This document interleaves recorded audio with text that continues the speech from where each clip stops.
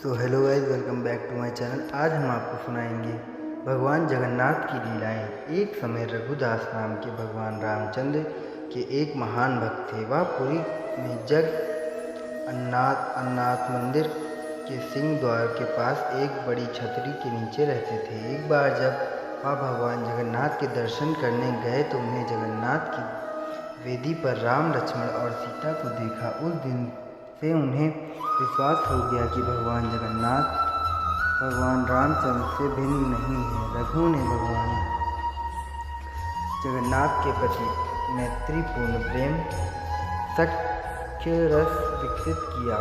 एक बार रघु ने भगवान जगन्नाथ के लिए एक अच्छी माला तैयार की और पुजारी को भगवान को चढ़ाने के लिए दे दी, लेकिन पुजारी इसे चढ़ाना नहीं चाहता था क्योंकि रघु ने केले के पेड़ की छाल से बनी डोरी का इस्तेमाल किया था। उस समय जगन्नाथ के मंदिर में ऐसी चीज़ों का प्रयोग वर्जित था। रघु को बहुत दुख हुआ कि उनकी माला भगवान जगन्नाथ को नहीं चढ़ाई गई। वह बहुत उदास महसूस करते हुए मंदिर से बाहर चला गया।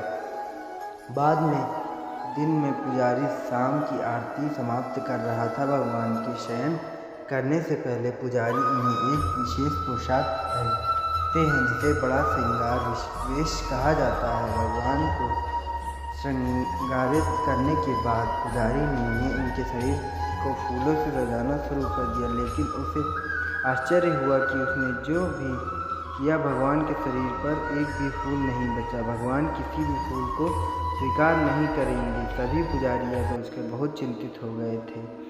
अवश्य ही उन्होंने कोई अपराध किया है, लेकिन वह क्या हो सकता है। उन सभी ने निर्णय किया कि यह समझने की कोशिश करने के लिए उन्होंने एक अपराध किया है। वे कभी मंदिर में सोएंगे और तब तक उपवास करेंगे जब तक भगवान उनके सपने में आकर उन्हें उनके अपराध के बारे में सूचित नहीं कर देते। निश्चित रूप से उसी रात भगवान जगन्नाथ मुख्य पुजारी के सपने में आए और उनसे कहा, मेरे भक्त रघुदास मेरे लिए एक फूल माला लाए हैं। उन्होंने उसे बहुत प्रेम से और भक्त से तैयार किया है।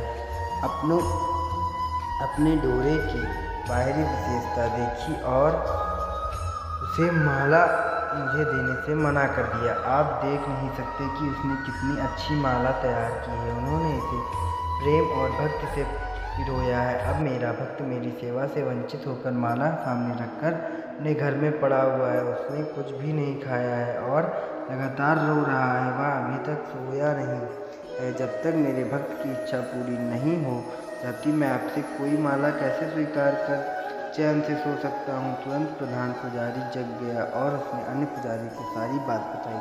तब वे सभी रघुदास के पास गए और अपना अपराध समझाया और उनसे अपनी माला भगवान जगन्नाथ को देने के लिए कहा। यह सुनकर रघुदास बहुत प्रसन्न हो गए कि भगवान इतने दयालु हैं कि वे स्वयं उनकी माला स्वीकार करने की इच्छा कर रहे हैं। रघुदास परमानंद में थे। एक बार रघुदास बहुत गंभीर रोग से पीड़ित हो गए। उनकी तबीयत इतनी खराब हो गई कि वह बिस्तर से उठ भी नहीं पा रहे थे। उन्हें अपने बिस्तर में ही त्याग करना पड़ा। बदबू बहुत बुरी थी। रघुदास बहुत बीमार होने के कारण खुद की मदद करने में असमर्थ होकर बेहोश हो गए। एक छोटा लड़का रघुदास की सेवा के लिए आ रहा था। उन्होंने अपने शरीर को साफ किया और चंदन का लेप लगाया और गंध को दूर करके और कमरे को शुद्ध करके लिए अच्छी सुगंधित चीज़ें पेश की। जब रघु को होश आया तो उन्होंने पाया कि वह बालक स्वयं भगवान जगन्नाथ थे। रघु ने भगवान जगन्नाथ से कहा, मेरे प्रिय भगवान, आप यहाँ क्या कर रहे हैं। तुम मेरी इतनी सेवा करके मुझे अपराधी बना रहे हो। आपसे सेवा प्राप्त करके मैं और भी अधिक पापी होता जा रहा हूँ। हे भगवान, आप बहुत दयालु हैं। आप ब्रह्मांड के भगवान हैं। आप सब कुछ करने में सक्षम है। तुम चाहो तो मेरा रोग आसानी से ठीक कर सकते हो। मुझे ठीक करने के बजाय आप मेरी निम्न सेवा क्यों कर रहे हैं। प्रभु ने उत्तर दिया, हाँ, मैं तुम्हें आसानी से ठीक कर सकता हूँ, लेकिन मैं चाहता हूँ कि आप अपने सभी प्रारब्ध कर्मों से मुक्त हो जाओ ताकि आप इस जीवन के अंत में मेरे निवास पर वापस आ सकें। तुम्हें यह भी जानना चाहिए कि जैसे मेरे भक्तों को मेरी सेवा करने से आनंद मिलता है, वैसे ही मुझे अपने भक्तों की सेवा करने से आनंद मिलता है। मैं हमेशा आपकी सेवा करना चाहता हूँ। मुझमें और मेरे भक्त में कोई अंतर नहीं है। इस प्रकार भगवान और रघु के बीच बड़ा घनिष्ठ संबंध हो गया। रघु बहुत सरल था और उसका स्वभाव एक छोटे लड़के जैसा था। भगवान जगन्नाथ के साथ उनके संबंध बहुत मैत्रीपूर्ण थे। कभी कभी भगवान एक लड़के के रूप में उनके पास आते और वे दोनों एक साथ खेलते। यह सामान्यतः लोगों को ज्ञात था कि भगवान रघु के साथ खेलने के लिए उनके पास आए थे। सभी लोग रघु का आदर करते थे। वह बहुत ही प्रसिद्ध थे और लोगों के बीच भगवान जगन्नाथ के मित्र के रूप में जाने जाते थे। धन्यवाद दोस्तों। अगर आपको हमारी कहानी अच्छी लगी हो तो हमारे चैनल को सब्सक्राइब और लाइक करिएगा। भगवान जगन्नाथ भगवान की जय।